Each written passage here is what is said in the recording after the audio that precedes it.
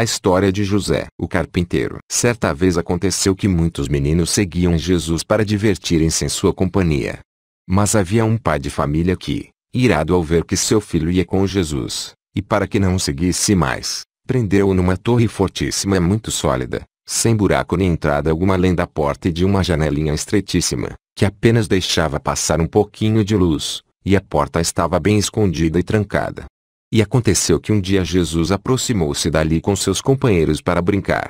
Ao ouvi-los, o menino encarcerado pôs-se a gritar junto à janela da seguinte maneira: Jesus, queridíssimo companheiro, ao ouvir tua voz minha alma regozijou-se e senti-me cheio de alívio. Por que me deixas aqui encarcerado? Jesus foi até ele e lhe disse: estende-me uma mão ou um dedo pelo buraco. E tendo feito isto, Jesus pegou a mão daquele menino e o tirou através daquela estreitíssima janelinha. E o menino foi embora em sua companhia. Jesus disse-lhe: reconhece o poder de Deus e na tua velhice conta o que Deus te fez na tua infância. Ao tomar conhecimento do que havia acontecido, o pai de família primeiro dirigiu-se até a porta. E ao encontrá-la ainda fechada, gritou e disse que era um fantasma. E que os seus olhos estavam fechados para não reconhecer o poder divino. Este mesmo pai de família, que era o mais velho dentre os juízes da sinagoga e dos fariseus e dos escribas e dos doutores, foi até José para queixar-se de Jesus, que havia feito novas maravilhas entre o povo, de maneira que já era venerado como Deus, e, exaltando-se, disse: olha que nossos jovens, entre os quais está meu filho, estão seguindo Jesus até o campo de Sicar. E, cheio de raiva, pegou um pau com a intenção de bater em Jesus, e seguiu até um monte em cujo sopé estende-se uma plantação de favas. Jesus, porém, escapou da sua ira dando um pulo do cume da montanha até um ponto distante, como a flecha de um arco. E os outros meninos, querendo dar o mesmo salto, caíram no precipício, fraturando pernas, braços e pescoços. E por esse motivo levantou-se um enorme protesto diante de Maria e José. Jesus, porém, curou a todos e deixou-os mais sadios ainda que antes. Ao ver isto, então, o arquissinagogo, que era o pai do rapaz preso, e todos os outros presentes, adoraram por sua vez a Deus Adonai. E o lugar onde Jesus deu o salto chama-se até hoje o Salto do Senhor. E aconteceu que, sendo época de semeadura, José saiu para semear o trigo. E Jesus seguiu-o. Depois José começou sua faina, e espalhou as sementes até o limite da propriedade. Depois José veio ceifar no tempo da colheita. E também Jesus veio recolher as espigas que havia semeado, e sua colheita foi de 100 alqueires de riquíssimo trigo, quantidade que nem 3 ou 4 campos juntos produziam. E José disse: chamai os pobres, órfãos e viúvas e reparti com eles o trigo da minha colheita. E assim se fez. Mas, ao distribuí-lo, sobreveio um extraordinário e inesperado aumento. Os pobres que foram com ele supridos abençoaram o Senhor de todo o coração, dizendo que o Senhor Deus de Israel havia visitado o seu povo. De novo aconteceu em um dia de semeadura que Jesus ia atravessando a Ásia e viu um lavrador que semeava certa espécie de legume chamado grão de bico, em uma propriedade próxima ao túmulo de Raquel, entre Jerusalém e Belém. Jesus lhe disse: homem, que está semeando? Mas ele, com raiva e zombando do fato de que um jovem daquela idade lhe fazia tal pergunta, respondeu: pedras. E Jesus, por sua vez, lhe disse: tens razão, porque efetivamente são pedras. E todos aqueles grãos de bico transformaram-se em duríssimas pedras, que ainda conservam a forma de grãos de bico, a cor, bem como um pequeno olho na cabeça. E desta maneira todos aqueles grãos, tanto os já semeados quanto aqueles que iriam ser semeados, transformaram-se em pedras. E até hoje, procurando-as com cuidado, pode-se encontrar as tais pedras nesse campo. Outro dia de manhã, quando o orvalho ainda suavizava o calor do sol, José e Maria vinham subindo do lado de Tiro e Sidom em direção a Nazaré. E à medida que o sol ia subindo, Maria sentia-se cada vez mais sufocada, até que sentou-se no chão muito cansada. E disse a José: continua subindo esta temperatura que me afoga, que se poderá fazer? Não vejo por aqui nenhuma sombra onde possa proteger-me. E levantando suas mãos aos céus, orou dizendo: ó virtude do Altíssimo, segundo aquela doce palavra que ouvi uma vez e que vinha de ti, protege-me com tua sombra, que minha alma viva e me seja dado o teu refrigério. E Jesus, ao ouvir essas palavras, alegrou-se e fincou no solo um pau seco que levava na mão para servir-lhe de bastão, dizendo com voz imperiosa: proporciona neste momento uma sombra agradável para minha mãe. E no mesmo instante aquela vara converteu-se em uma árvore copada e frondosa, que lhes ofereceu um doce refrigério para seu descanso. Um dia de inverno fazia um sol esplêndido, e um raio de sol estendeu-se e veio, pela janela, incidir na parede da casa de José. E por ali estavam os jovens da vizinhança, companheiros de Jesus, correndo pela casa. Jesus montou-se no raio de sol, e colocando suas vestes em cima dele, sentou-se como se estivesse acomodado sobre uma firmíssima viga. Ao ver isso, seus companheiros pensaram que seriam capazes de fazer o mesmo. E tentaram subir para sentar-se com Jesus, imitando-lhe o jogo. Mas despencaram gritando: estamos nos fazendo em pedaços. Jesus, porém, atendendo aos rogos de Maria e de José, pôs-se a curar as lesões de todos os feridos soprando levemente no lugar machucado, dizendo: o Espírito assopra onde quer e devolve a saúde a quem lhe apraz. E todos foram embora curados. E contaram todas estas coisas a seus pais, sendo o fato conhecido em Jerusalém e nos mais remotos confins de Judá. Com o que a fama de Jesus estendeu-se por todas as províncias. E vieram para render-lhe graças e serem, por sua vez, abençoados por ele. E lhe disseram: bem-aventurado o ventre que te carregou e os seios que te amamentaram. José e Maria deram graças a Deus por todas as coisas que haviam visto e ouvido. Numa outra ocasião, Maria disse ao seu filho: olha, filho, vai à fonte de Gabriel, tira água e traz-a neste cântaro. E submisso às ordens da mãe, foi. E os meninos da sua idade seguiam-no para vê-lo, levando cada um o seu cântaro. E, já de volta, Jesus jogou com força o seu cântaro contra uma rocha que havia no caminho, sem que se rompesse ou produzisse muito barulho. Ao ver isto, os demais fizeram a mesma coisa com os seus, quebrando cada um o seu cântaro e derramando a água que haviam ido buscar na fonte. Então sobreveio um tumulto e levantaram-se queixas, mas Jesus recolheu os fragmentos, recompôs os vasilhames e devolveu-os a cada um cheios de água. E elevou seus olhos ao céu, dizendo: Pai, desta mesma maneira hão de ser consertados os homens que confusos pereceram. Ficaram todos estupefatos diante daquele feito e diante daquelas palavras e o louvaram dizendo: bendito o que vem em nome do Senhor. Amém. A história de José Carpinteiro. Assim José, o carpinteiro, pai de Cristo segundo a carne, abandonou esta vida mortal e viveu 111 anos. Quando nosso Salvador contou toda a sua vida aos apóstolos, reunidos no Monte das Oliveiras, eles escreveram as suas palavras, e depois guardaram-nas na biblioteca de Jerusalém, e além disso, deixaram consignado que o dia no qual o santo ancião separou-se do seu corpo foi o dia 26 de Epep, na paz do Senhor. Amém. Capítulo 1. E estava um dia nosso bom Salvador no Monte das Oliveiras com os discípulos à sua volta e dirigiu-se a eles com estas palavras: meus queridos irmãos, filhos de meu amado Pai, escolhidos por Ele entre todos do mundo. Bem sabeis o que tantas vezes vos repeti: é necessário que eu seja crucificado e que experimente a morte, que ressuscite de entre os mortos, que vos transmita a mensagem do Evangelho para que vós, de vossa parte, o pregueis por todo o mundo, que eu faça descer sobre vós uma força do alto, a qual vos impregnará com o Espírito Santo, e que vós, finalmente, pregueis para todas as pessoas dessa maneira. Fazei penitência, porque vale mais um copo de água na vida vindoura que todas as riquezas deste mundo. E vale mais pôr somente o pé na casa de meu Pai que toda a riqueza deste mundo.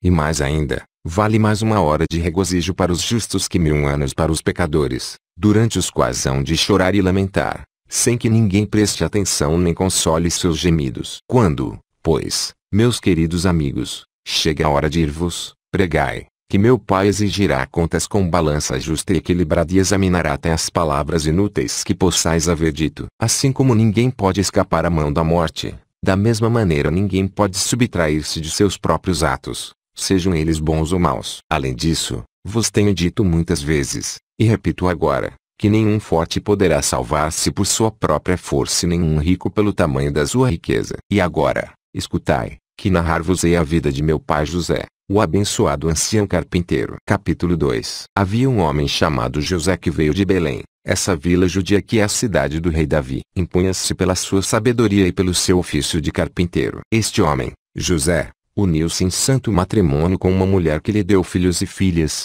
4 homens e 2 mulheres, cujos nomes eram Judas e Josetos, Tiago e Simão. Suas filhas chamavam-se Lísia e Lídia. E a esposa de José morreu, como está determinado que aconteça a todo homem, deixando seu filho Tiago ainda menino de pouca idade. José era um homem justo e dava graças a Deus em todos os seus atos.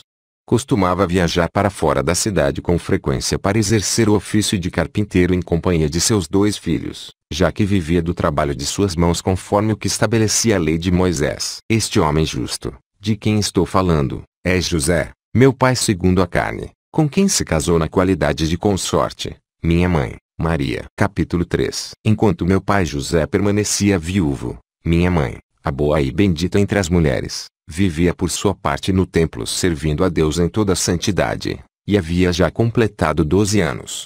Passaram os seus 3 primeiros anos na casa de seus pais, e os 9 restantes no templo do Senhor. E ao ver que a santa donzela levava uma vida simples e plena de temor a Deus, os sacerdotes conversaram entre si e disseram: busquemos um homem de bem e celebremos o casamento com ele até que chegue o momento de seu matrimônio, que não seja por descuido nosso que lhe sobrevenha o período de sua purificação no templo, nem que venhamos a incorrer num pecado grave. Capítulo 4. Convocaram então as tribos de Judá e escolheram entre elas 12 homens correspondendo ao número das 12 tribos. A sorte recaiu sobre o bom velho José, meu pai segundo a carne. Disseram, então, os sacerdotes a minha mãe, a virgem: vai com José e permanece submissa a ele até que chegue a hora de celebrar teu matrimônio. Então José levou Maria, minha mãe, para sua casa. Ele encontrou o pequeno Tiago na triste condição de órfão e o cobriu de carinhos e cuidados. Esta foi a razão pela qual a chamaram Maria, mãe de Tiago. Então, depois de tê-la acomodado em sua casa, José partiu para o local onde exercia o ofício de carpinteiro. E minha mãe Maria viveu 2 anos em sua casa até que chegou o feliz momento. Capítulo 5. E no 14º ano de idade eu, Jesus, vossa vida, vim habitar nela por meu próprio desejo. E aos 3 meses de gravidez o solícito José voltou de suas ocupações. Porém, ao encontrar minha mãe grávida, presa à turbação e ao medo, pensou secretamente em abandoná-la. E foi tão grande o desgosto, que não quis comer nem beber naquele dia. Capítulo 6. Eis, porém, que durante a noite, mandado por meu pai, Gabriel, o arcanjo da alegria, lhe apareceu numa visão e lhe disse: José, filho de Davi, não tenhas cuidado em admitir Maria, tua esposa, em tua companhia. Saberás que o que foi concebido em seu ventre é fruto do Espírito Santo. Dará, então, à luz um filho, a quem tu porás o nome de Jesus. Ele apacentará os povos com o cajado de ferro. Finalmente o anjo desapareceu. E José, voltando do sono, cumpriu o que lhe havia sido ordenado, admitindo Maria consigo. Capítulo 7. E então o imperador Augusto fez proclamar que todos deveriam comparecer ao recenseamento, cada um conforme seu lugar de origem. Também o bom velho se pôs a caminho e levou Maria, minha virgem mãe, até a sua cidade de Belém. E, como o parto já estava próximo, ele fez o escriba anotar seu nome da seguinte maneira: José, filho de Davi, Maria, sua esposa, e seu filho Jesus, da tribo de Judá. E Maria, minha mãe, trouxe-me ao mundo quando retomava de Belém, perto do túmulo de Raquel, a mulher do patriarca Jacó, a mãe de José e Benjamim. Capítulo 8. Satanás deu um conselho a Herodes o Grande, pai de Aquelau, aquele que fez decapitar meu querido parente João. E assim ele me procurou para tirar-me a vida, porque pensava que o meu reino era deste mundo. Meu pai manifestou isto a José numa visão, e este pôs-se imediatamente em fuga levado consigo a mim e a minha mãe, em cujos braços eu ia deitado. Salomé também nos acompanhava. Descemos, então, até o Egito e ali permanecemos por 1 ano, até que o corpo de Herodes foi preso da corrupção como castigo justo pelo sangue dos inocentes que ele havia derramado, e dos quais já nem se lembrava. Capítulo 9. Quando com Herodes deixou de existir, voltamos a Israel e fomos viver em uma vila da Galileia chamada Nazaré. E meu pai José, o bendito ancião, continuava exercendo o ofício de carpinteiro, graças ao que podíamos viver. Jamais poder-se-á dizer que ele comeu seu pão de graça, mas sim que se conduzia de acordo com o prescrito na lei de Moisés. Capítulo 10. E depois de tanto tempo, seu corpo não se mostrava doente, nem tinha vista fraca, nem havia sequer um só dente estragado em sua boca. Nunca lhe faltou a sensatez e a prudência e sempre conservou intacto o seu sadio juízo, mesmo já sendo um venerável ancião de 111 anos. Capítulo 11. Seus 2 filhos mais velhos, Josetos e Simão, casaram-se e foram viver em seus próprios lares. Da mesma forma suas duas filhas se casaram, como é natural entre os homens, e José ficou com o seu pequeno filho Tiago. Eu, de minha parte, desde que minha mãe me trouxe a este mundo, estive sempre submisso a ele como um menino, e fiz o que é natural entre os homens, exceto pecar. Chamava Maria de minha mãe e José meu pai. Obedeci-aos em tudo o que me pediam, sem ter jamais me permitido replicar-lhes com uma palavra, mas sim mostrar-lhes sempre um grande carinho. Capítulo 12. Chegou, porém, para meu pai José a hora de abandonar este mundo, que é a sorte de todo homem mortal. Quando seu corpo adoeceu, veio um anjo anunciar-lhe: tua morte dar-se-á neste ano. E, sentindo sua alma cheia de turbação, ele fez uma viagem até Jerusalém, entrou no templo do Senhor, humilhou-se diante do altar e orou desta maneira. Capítulo 13. O Deus, Pai de toda misericórdia e Deus de toda carne, Senhor da minha alma, de meu corpo e do meu espírito, se é que já se cumpriram todos os dias da vida que me deste neste mundo, rogo-te, Senhor Deus, que envies o arcanjo Micael para que fique do meu lado até que minha desditada alma saia do corpo sem dor nem turbação. Porque a morte é para todos causa de dor e turbação, quer se trate de um homem, de um animal doméstico ou selvagem, ou ainda de um verme ou um pássaro. Em uma palavra, é muito dolorosa para todas as criaturas que vivem sob o céu e que alentam um sopro de espírito para suportar o transe de ver sua alma separada de seu corpo. Agora, então, meu Senhor, faz com que o teu anjo fique do lado da minha alma e do meu corpo, que esta recíproca separação se consuma sem dor. Não permitas que aquele anjo que me foi dado no dia em que saí de teu seio volte seu rosto irado para mim ao longo deste caminho que empreendo até vós, mas sim que ele se mostre amável e pacífico. Não permitas que aqueles cujas faces mudam dificultem a minha ida até vós. Não consintas que minha alma caia em mãos do Cérbero e não me confundas em teu formidável tribunal. Não permitas que as ondas deste rio de fogo, nas quais serão envolvidas todas as almas antes de ver a glória de teu rosto, voltem-se furiosas contra mim. Ó Deus, que julgais a todos na verdade e na justiça, oxalá tua misericórdia sirva-me agora de consolo, já que sois a fonte de todos os bens, e a ti se deve toda a glória pela eternidade das eternidades.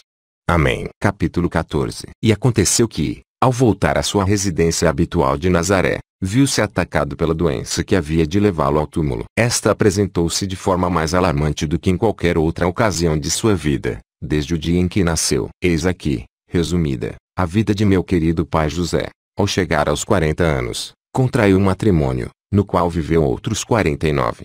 Depois que sua mulher morreu, passou somente um ano. Minha mãe logo passou 2 anos em sua casa, depois que os sacerdotes confiaram-na com estas palavras: guarde até o tempo em que se celebre vosso matrimônio. Ao começar o 3º ano de sua permanência ali, tinha nessa época 15 anos de idade, trouxe-me ao mundo de um modo misterioso, que ninguém entre toda a criação pode conhecer, com exceção de mim, meu pai e o Espírito Santo, que formamos uma unidade. Capítulo 15. A vida de meu pai José, o abençoado ancião, compreendeu 111 anos, conforme determinara meu bom pai. O dia em que se separou do corpo foi o dia 26 do mês de Epep. Então o ouro acentuado de sua carne começou a desfazer-se, e a prata da sua inteligência e razão sofreu alterações. Esqueceu-se de comer e de beber, e a destreza no desempenho de seu ofício passou a declinar. E aconteceu que, ao amanhecer do dia 26 de Epep, enquanto estava em seu leito foi tomado de uma grande agitação, gemeu forte,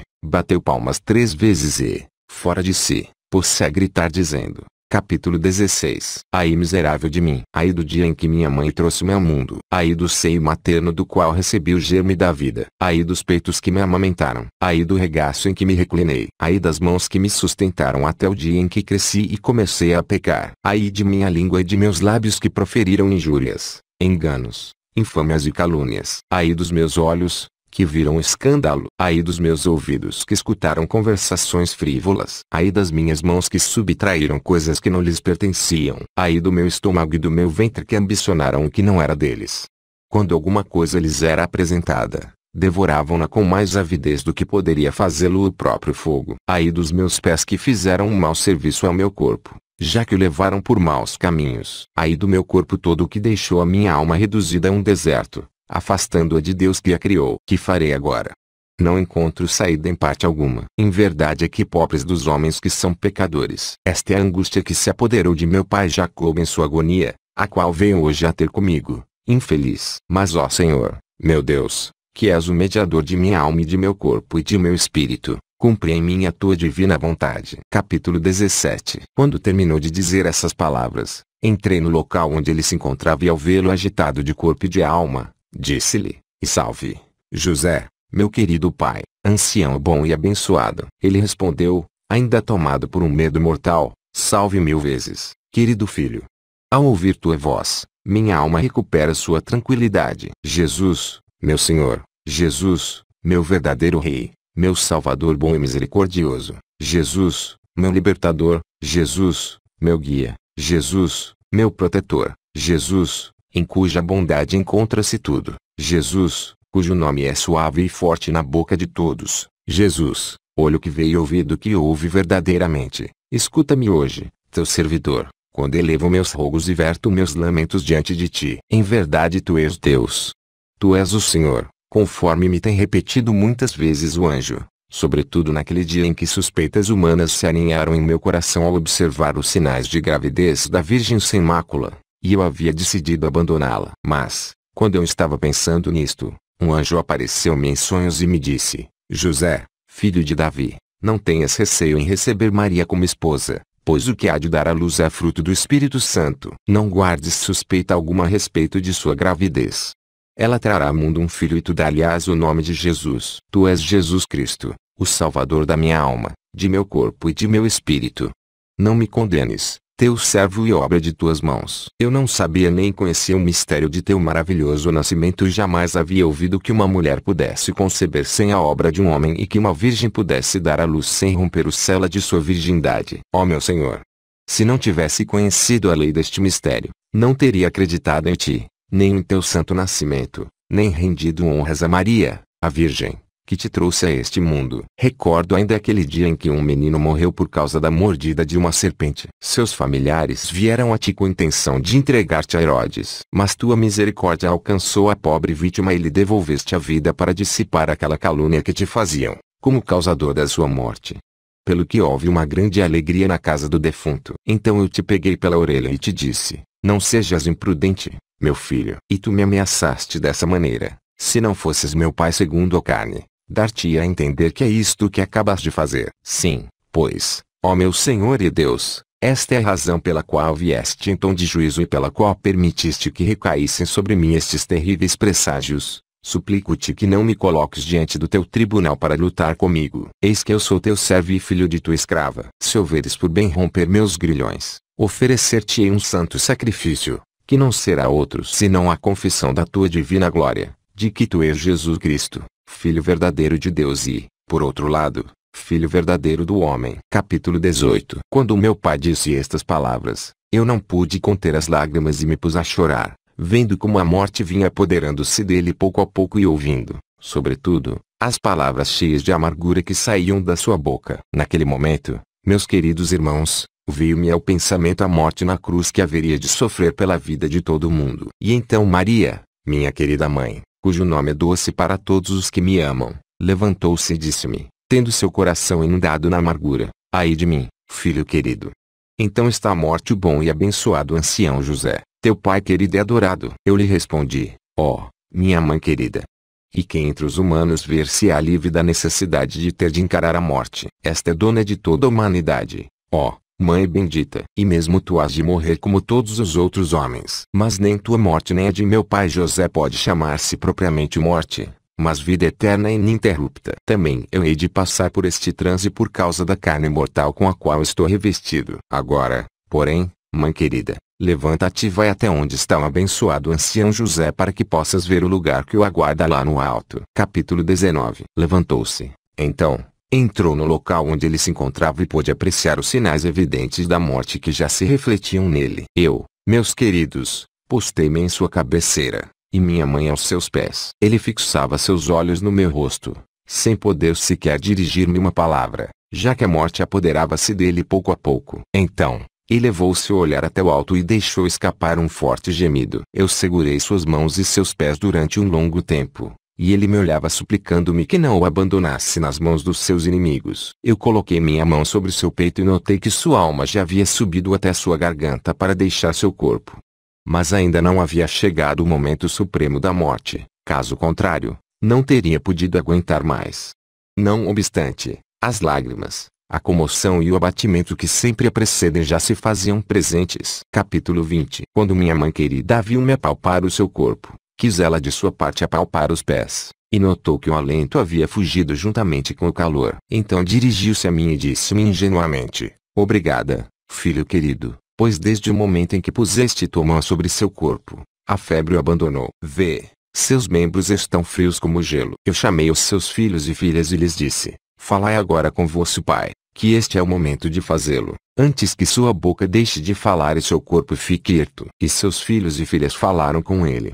Mas sua vida estava minada por aquela doença mortal que provocaria sua saída deste mundo. Então Lise, filha de José, levantou-se para dizer aos seus irmãos: juro, queridos irmãos, que esta é a mesma doença que derrubou a nossa mãe e que não voltou a aparecer por aqui até agora. O mesmo acontece com o nosso pai José, para que não voltemos a vê-lo senão na eternidade. Então os filhos de José romperam em lamentos. Maria, minha mãe, e eu, de nossa parte, unimos-nos ao seu pranto, pois, efetivamente, já havia chegado a hora da sua morte. Capítulo 21. Pus-me a olhar para o sul e vi a morte dirigir-se a nós.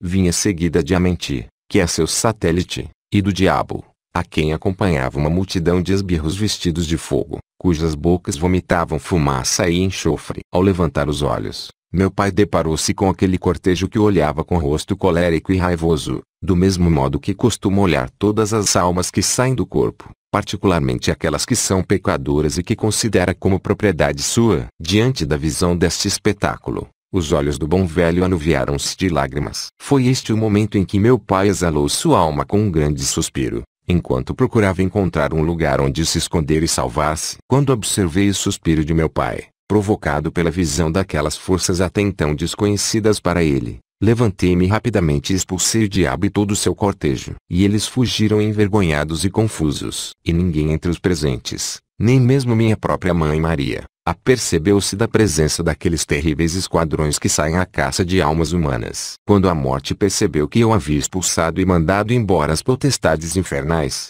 para que não pudessem espalhar armadilhas, encheu-se de pavor. Levantei-me apressadamente e dirigi esta oração a meu Pai, ao Deus de toda misericórdia. Capítulo 22. Meu Pai misericordioso, Pai da verdade, olho que vê e ouvido que ouve, escuta-me, que eu sou teu filho querido. Peço-te por meu pai José, a obra de vossas mãos. Envia-me um grande coro de anjos juntamente com Micael, o administrador dos bens, e com Gabriel, o bom mensageiro da luz, para que acompanhem a alma de meu pai José até que isso tenha livrado do sétimo eu tenebroso.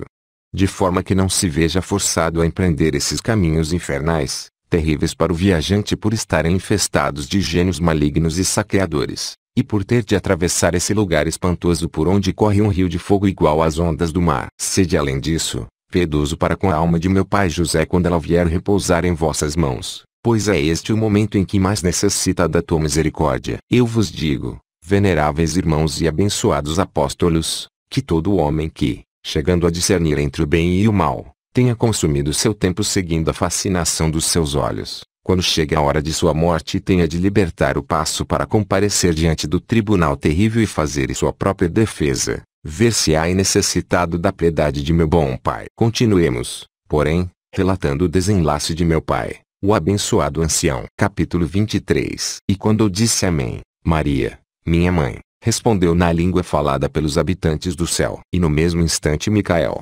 Gabriel e anjos, em coro, vindos do céu, voaram sobre o corpo de meu pai José. Em seguida, intensificaram-se os lamentos próprios da morte, e soube então que havia chegado o momento desolador. Sofria meu pai dores parecidas com as de uma mulher no parto, enquanto que a febre o castigava da mesma maneira que um forte furacão ou um imenso fogo devasta um espesso bosque. A morte, cheia de medo, não ousava lançar-se sobre o corpo de meu pai para separá-lo da alma, pois seu olhar havia dado comigo, que estava sentado à sua cabeceira com as mãos sobre suas têmporas. E, quando me apercebi de que a morte tinha medo de entrar por minha causa, levantei-me, dirigi meus passos até o lado de fora da porta e encontrei-a só e amedrontada, em atitude de espera. Eu disse-lhe: a tu, que vens do meio-dia, entra rapidamente e cumpre o que ordenou-te meu pai. Porém, guarda José como a menina dos teus olhos, posto que é meu pai segundo a carne e compartilhou a dor comigo durante os anos da minha infância. quando teve de fugir de um lado para outro por causa das maquinações de Herodes,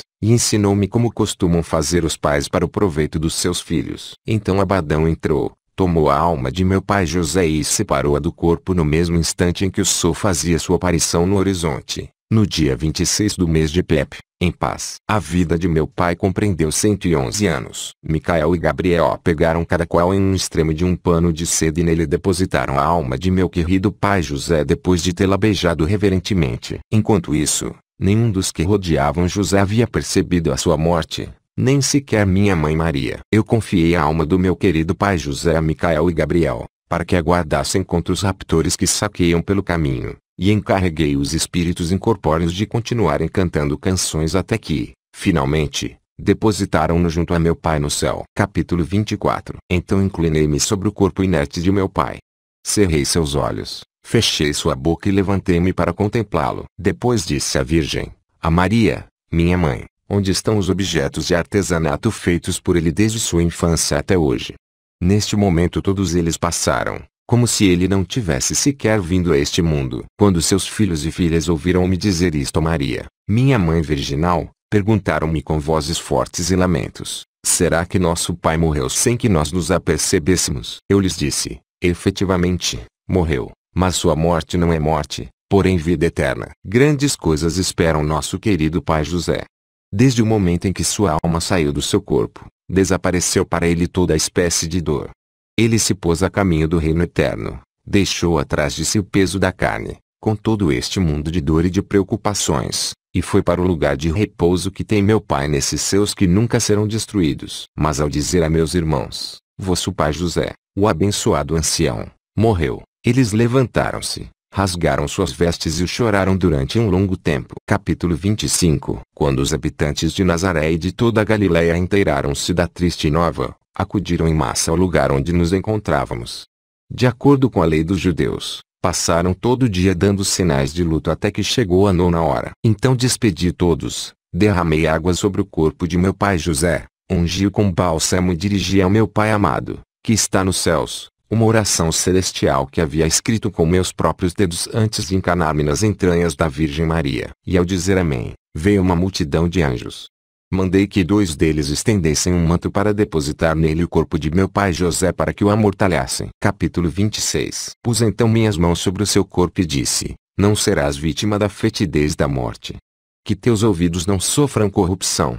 Que não emane podridão de teu corpo. Que não se perca na terra a tua mortalha nem a tua carne, mas que fiquem intactas, aderidas ao teu corpo até o dia do convite dos 2000 anos.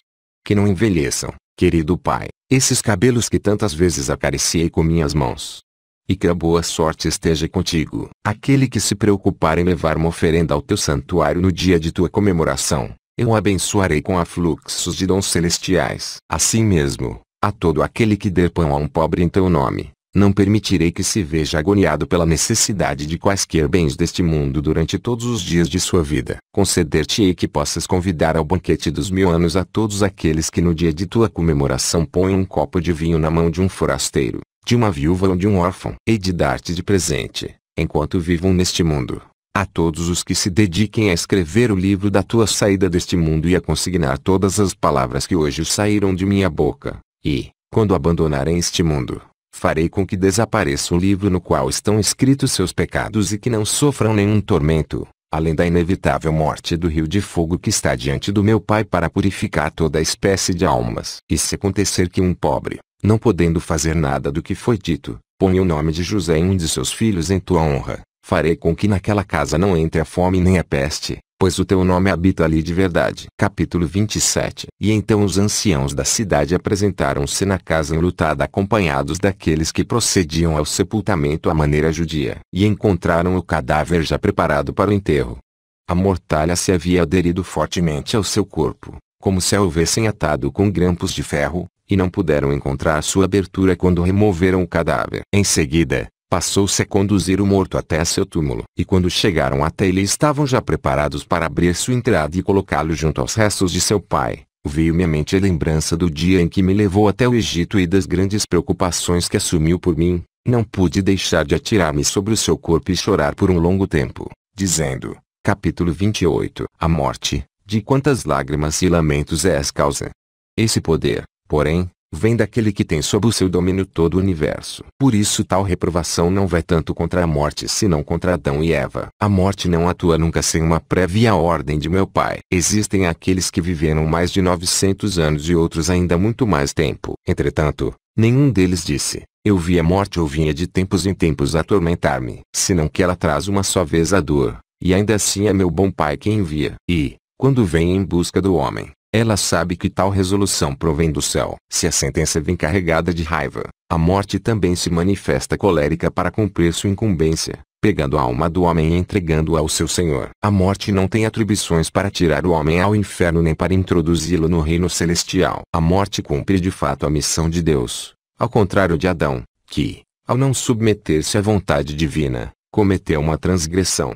Ele irritou meu Pai contra si por haver preferido dar ouvidos à sua mulher antes de obedecer à sua missão, e assim todo ser vivo ficou implacavelmente condenado à morte. Se Adão não houvesse sido desobediente, meu Pai não o teria castigado com esta terrível sina. O que impede agora que eu faça uma oração ao meu bom Pai para que envie um grande carro luminoso para elevar José, a fim de que não prove das amarguras da morte e que o transporte ao lugar de repouso, na mesma carne que trouxe ao mundo, para que ali viva com meus anjos incorpóreos. A transgressão de Adão foi a causa de sobrevirem esses grandes males sobre a humanidade juntamente com o irremediável da morte. E embora eu mesmo carregue também esta carne concebida na dor, devo provar com ela da morte para que possa predar-me das criaturas do que formei. Capítulo 29. Enquanto eu dizia essas coisas abraçadas ao corpo de meu pai José e chorando sobre ele, abriram a entrada do sepulcro e depositaram o cadáver junto ao de seu pai Jacob. Sua vida foi de 111 anos, sem que ao fim de tanto tempo um só dente tivesse ficado estragado em sua boca ou sem que seus olhos se tornassem fracos, senão que todo o seu aspecto assemelhava-se ao de um afetuoso menino. Nunca esteve doente, senão que trabalhou continuamente em seu ofício de carpinteiro até o dia que sobreveio a doença que haveria de levá-lo ao sepulcro. Capítulo 30. E quando nós, os apóstolos, ouvimos tais coisas dos lábios de nosso Salvador, pusemo-nos em pé cheios de prazer e passamos a adorar suas mãos e seus pés, dizendo com êxtase da alegria: damos-te graças, nosso Senhor e Salvador, por te haveres dignado a presentear-nos com essas palavras saídas de teus lábios. Mas não deixamos de admirar, ó bom Salvador, pois não entendemos como, havendo concedido a imortalidade a Elias e a Enoque, já que estão desfrutando dos bens na mesma carne com que nasceram sem que tenham sido vítimas da corrupção, e agora, tratando-se do bendito ancião José o carpinteiro, a quem concedeste a grande honra de chamá-lo teu pai e de obedecê-lo em todas as coisas, a nós mesmos nos encarregaste, quando fordes revestidos da mesma força recebereis a voz de meu Pai, isto é, o Espírito Paráclito, e sereis enviados para pregar o Evangelho, e pregai também ao meu querido pai José, e, ainda, consignai estas palavras de vida no testamento de sua partida deste mundo, e lê as palavras deste testamento nos dias solenes e festivos, e quem não tiver aprendido a ler corretamente, não deve ler este testamento nos dias festivos, e, finalmente, quem suprimir ou adicionar algo a estas palavras de maneira a fazer-me embusteiro, será réu de minha vingança. Admira-nos, repetimos, aquele que, havendo chamado teu pai segundo a carne desde o dia em que nasceste em Belém, não lhe tenhas concedido a imortalidade para viver eternamente. Capítulo 31. Nosso Salvador respondeu dizendo-lhes: a sentença pronunciada por meu pai contra Adão não deixará de ser cumprida, já que este não foi obediente aos mandamentos. Quando o meu pai destina a alguém ser justo, este vem a ser imediatamente o seu eleito. Se um homem ofende a Deus por amar as obras do demônio, acaso ignora que um dia virá a cair em suas mãos se seguir impenitente, mesmo se lhe concederem longos dias de vida? Se,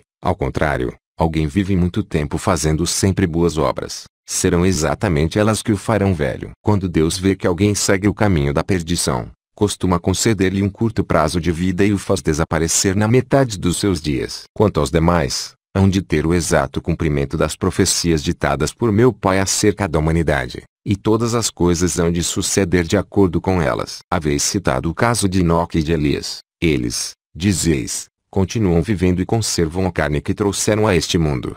Porque, então, em se tratando de teu pai, não lhe permitiste conservar seu corpo. Então eu digo que, mesmo que houvesse chegado a ter mais 10.000 anos, sempre incorreria na mesma necessidade de morrer. Mas ainda, Eu asseguro que sempre que Enoque e Elias pensam na morte, desejariam já vê-la sofrido ao verem-se assim, livres da necessidade que lhes é imposta, já que deverão morrer num dia de turbação, de medo, de gritos, de perdição e de aflição. Pois a vez de saber que o anticristo há de matar estes homens e derramar seu sangue na terra como a água de um copo por causa das incriminações que lhe imputarão quando os acusarem. Capítulo 32. Nós respondemos dizendo: Nosso Senhor e Deus, quem são esses dois homens dos quais disseste que o filho da perdição derramará seu sangue como a água de um copo? Jesus, nosso Salvador e nossa vida, respondeu Enoque e Elias. E, ao ouvir estas palavras da boca de nosso Salvador, se nos encheu o coração de prazer e de alegria. Por isso lhe rendemos homenagens e graças como nosso Senhor, nosso Deus e nosso Salvador, Jesus Cristo, por meio de quem vão para o Pai toda a glória e toda a honra juntamente com Ele e com o Espírito Santo vivificador, agora, por todo o tempo e pela eternidade das eternidades. Amém. Fim.